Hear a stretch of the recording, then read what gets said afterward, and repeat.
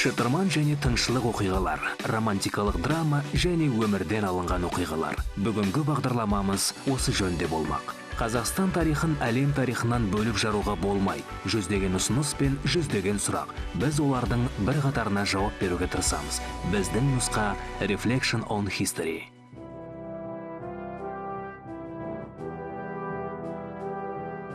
Мыңдаған шақырымдық жол.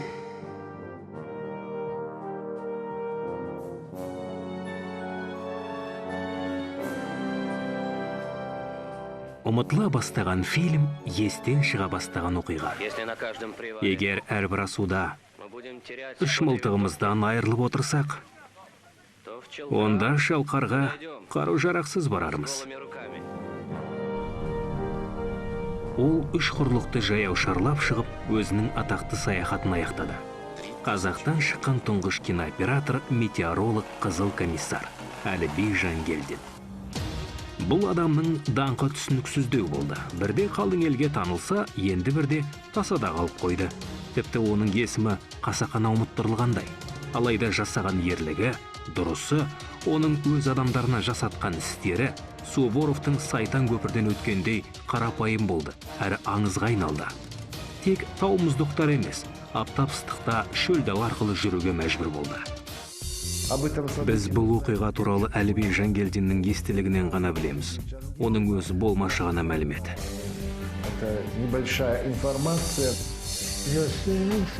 Өзінің интернационалдық жасағына қару-жарақ, оқ-дәрі, Ақтөбе майданына қажетті ақшаны тасыды. Әліби Жангелдин туралы әртүрлі пікірлер бар, бірақ Әліби Жангелдин біздің мемлекеттік қоғам қайраткері ретінде, қазақ тұлға ретінде оны зерттей білуіміз керек. Бірінші тарау. Төтенше жүк. Жангелдин сөзінен үзінді. 21 наурыз 1918 жыл. Осында жиналғандардың барлығына енді облыста өз өмірін жайластыру үшін бірлесіп жұмыс істеуге тура келеді. Барлығына бірдей құқық берілген. Сондай-ақ естеріңе салуым керек, жаулап алу өте қымбатқа түсті. Я должен напомнить вам, что все эти завоевания достались нам очень дорогой ценой. Бірақ іс мұнымен бітпеді. Барлық билік кеңестерге деген ұранмен өткен съездің жұмысы аяқтала салысымен қаланы Дутов әскері басып алды. Орынбор губерниясының аумағында азамат соғысы барысында қолдан қолға 6 рет өткен елді мекендер бар. Оның жолы болды. Орынборда Дутовтың жасағы оны ату үшін алып бара жатқанда алаңда снаряд жарылды, деп жазады Жангелдин өз күнделігінде. Комиссар астан кестеңді пайдаланып қашып кеткен. Қаланы тартып алды. Бірақ оны қорғап тұратын әскер жетіспеді. Торғайдың облыстық атқару комитеті көмек алу үшін Мәскеуге сапар топты жөнелтті. Ленин қомақты қаржыны Шалқарға дейін жеткізу міндетін Жангелдинге тапсырды. Огромную сумму денег. Жангелдинге 68 миллион рубль, сонымен қатар қару-жарақ, оқ-дәрі және дәрі-дәрмек бөлінді. Лениннің бастамасы бойынша осынау маңызды жүкті жеткізу үшін интернационалдық жасақ құрылды. Мырза, сізге мылтық кедері келтіріп тұрма? Маған мылтық емес, ат кедері келтіріп тұрып. Ал сіз онымен орындарыңызды ауыстырыңыздар. Сонда сіздерде Польшада атқа мінбей ме? Неге мінбейді? Мінет, тек мен атқа отырған емеспін. Мадиярлар, чехтар, тағысын тағылар, негізінен олар бұрынғы әскери тұтқындар болатын. Сондай құрамында 20 шақты әскері бар серб коммунасы мен Қытай шаруалары өз еріктерімен жазылды. Жасақтың негізгі бөлігі жолда қосылуы тиіс еді. 1918 жылдың тамыз айында біріктірілген бөлімдермен қару тасыған эшелон Астраханьға жетті. Астраханьда контрреволюциялық бүлік әскери комиссариатқа қолғабыс ете отырып, дереу бірнеше маңызды шешімдер қабылдады. Соғыс жүріп жатты. Түркістанды басып алу туралы жоспар большевиктерде Германияда ғана болған жоқ. Ағылшындардың да өз есебі болды. Англичане тоже там испытывали определенные желания. Жолдардың бәрі жабық. Ақшаны не істеу керек? Жангелдин Царицыныға бүгінгі Волгоградқа аттанады. Ол жерде Сталин болатын. Әскери кеңесті жинады. Егер Сталин туралы айтатын болсақ, мен де әкемнің естелігіне сүйеніп Царицынадағы кездесу, әкемнің Сталинмен бірнеше рет кездескенін суреттеймін. Маған бастапқыда осында қалып, Бөкей ордасында кавалерия бригадасын ұйымдастыруды ұсынды. Бригаданы ұйымдастыра алатын өкілдік Мәскеуде бар екенін түсіндіріп айтқаннан кейін маған Майдан арқылы жаудың ту сыртына өтуді ұсынды. Алып келген 68 миллион рубльді оңтүстік Майданның революциялық әскери кеңесіне тапсырдым да Царицынадан қайтадан Астраханьға аттандым. Екінші тарау. Бетпақ даланың қатері. Жас 1918 жыл. Астрахань қамалының үстіне қызыл жалау тігілді. Большевиктер Жангелдин жасағының арқасында қаланы ақ гвардияшылардан тартып алды. Әскери керуенге қос шхуна бөлініп, бір аптадан соң экспедиция әрі қарай жалғасты. Түркістан майданда қару-жарақ тапшы. Майдан көмекке мұқтаж. Майданға тек Маңғышлақ даласы арқылы ғана баруға болады. Ол кезде енді Маңғыстау өлкесі Әліби Жангелдин қару-жарақ алып, Ақтөбе майданына көмектесуге шыққан кезде, ол екі кемемен, пароход қой, біз кемемен, мына Бозашы келіп түбегіне келіп түседі Маңғыстауға. Кешіріңіз, бұл жер қалай айтылады? Бұл Маңғышлақ. Александр бекінісіне барар жолда экспедициялық флотилияны әскери кеме күтіп алды. Қулықтың арқасында ғана теңіз шайқасы болған жоқ. Қызыл шхунада құралдар жоқ еді. Қолда бар саймандардан зеңбірек дәлбедер құрастырылды. Ақ гвардияшылар шайқасуды жөн көрмеді. Александр бекінісі уездік басқармасының төрағасы қазақ. Кадет бұрынғы патша подполковнигі Осман Көбеев. Оның орынбасары СР Чернов болып шықты. Оларға кеңес билігін мойындау, гарнизонды тарату, бізге ағылшын жансыздарын беру жөнінде ультиматум қойылды. Қыспаққа алынған соң кеңес билігін мойындауға сөз берді. Біздің ендігі міндетіміз жүктердің барлығын түсіріп, әрі қарай құрлықтағы жолмен аттану. Жол үстінде кедергілер бірінен соң бірі көлденең шыға берді. Мініске аттар жоқ, түйелер жоқ, жем шөпте таба алмадық. Жангелдиннің естелігі бойынша жергілікті ақсақалдарды шақырған. Олар алдымен сенімсіздік танытып, кейін әйтеуір көлік тауып беріпті. Бізді бірден дастарханға шақырды. Жайғастық, шұбат іштік. Шұбат? Түсі ақ, сусын бетінде көбігі болады. Ақ қайнар секілді. Түйенің үстінен жасалады. Үстірттің үстінен Әліби Жангелдинді сол жерде маңғыстаулық қазақтар Ақтөбе майданына дейін алып өткендігі ол белгілі. Жангелдиннің көмекшісі Владимир Шпрайцердің күнделігінен. 300 түйемен және 300 жылқымен үстіртке жеттік. Жол өте ауыр болды. Жазық дала, су жоқ, айнала сортаң жер, құдық сирек кездеседі. Ақ гвардияшылар бандасымен айқастық, бірақ біз алға сеніммен қадам бастық. Су! Бір құдықтан екінші құдыққа дейін 100 шақырым жер. Кейде оларға тас толтырылған, немесе уланған болады. Көне зиратта тас тақтылардың қуысына жаңбыр су жиналады. Сондай-ақ естен кетпес оқиға болды.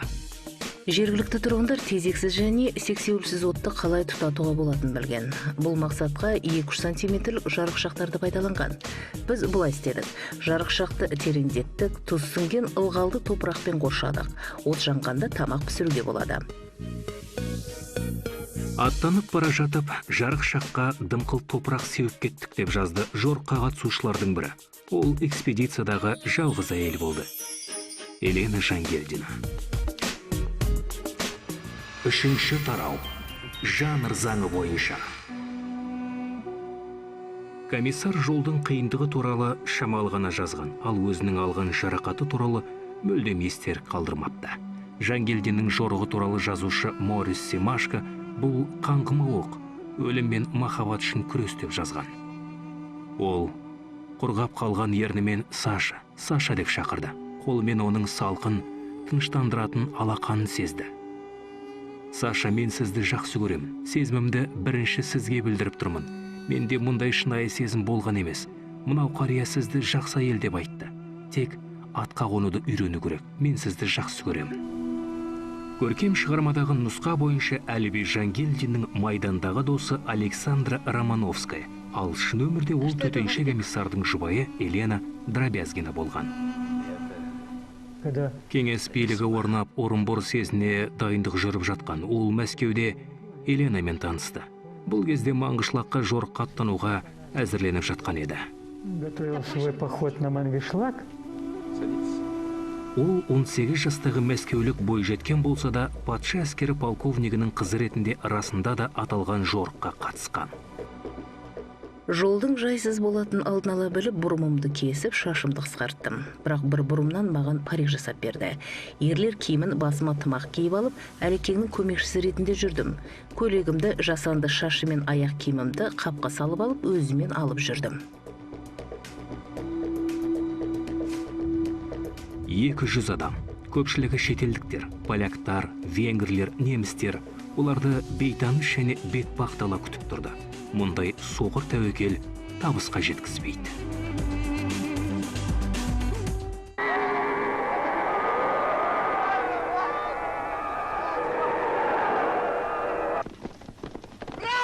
Ауылдардың бірінде дамыл алуға тоқтадым. Әліби маузерін белінен шешіп қолына домбыра алды. Айналасында мыңдаған адам отырды. Шетелдіктер ұйықтамай, көне даланың өзіндей әуенге құлақ түрді.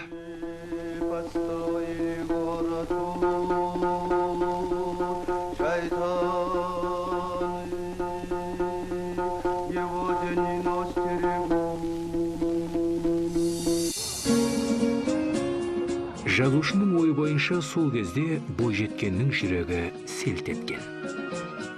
Әліби Жангелдин жан-жақты талантты адам болған. Ол тіпті үлкен театрдан салған. КСРО халықтары өнерінің 10 күндігінде сахнаға көтеріліп, қазақтың халық әнін орындаған. И спел народную казахскую песню.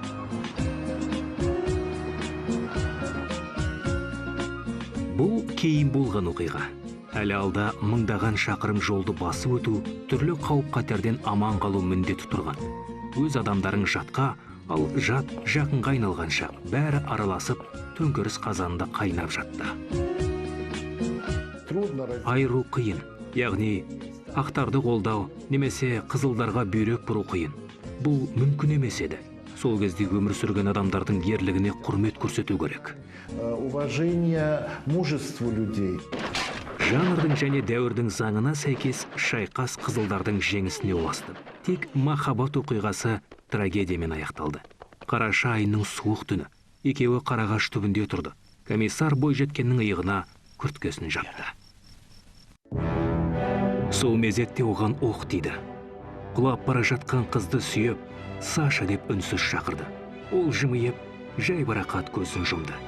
Әліби бұл оқтың өзіне бағытталғанын білді. Қаскүнемдер оған Қайдауылда, кейін Перовский түбінде оқ атты. Шынайы өмірде бойжеткенге оқ тиген жоқ. Бірақ Маңғышлақ жорығы үшін соңғы сапары болуы мүмкін еді. Елена астындағы атымен бірге жарға құлаған Сашаның прототипі. Жергілікті тәуіптер емдеп жазды. Экспедиция небәрі 4 күн аялдады. Эпилог. Жалғасы бар оқиға. Кеңес халық комиссарына радиограмма. 3 айлық сапардан кейін көлік Шалқарға сәтті жетті. Бағалы заттың 4-тен 3 бөлігі Орынбор майданына тапсырылды. Жангелдин. Әскери көмек уақытында жеткізілді. Бұл өз кезегінде әлемдік тарихи оқиғаның өрбуіне де ықпал етті. Осы жорық Әлібиге сәттілік сыйлады. Ол Еленаға үйленді. У них родились. Олардың 3 баласы болды. Тұңғышын Әнвер деп атады. Айтпақшы, бұл жолда Әліби Зайып екеуі бірнеше рет жүріп өтті. Экспедиция мүшелері тұрғындарға хат тануды үйретті. Балалар үйін және медициналық қызметкерлерді дайындау жөнінде курс ұйымдастыруға көмектесті. Азық-түлік, маталар, дәрі-дәрмек тасыды. 1924 жылы Маңғыстау даласына әскери емес, гуманитарлық керуен жөнелтілді.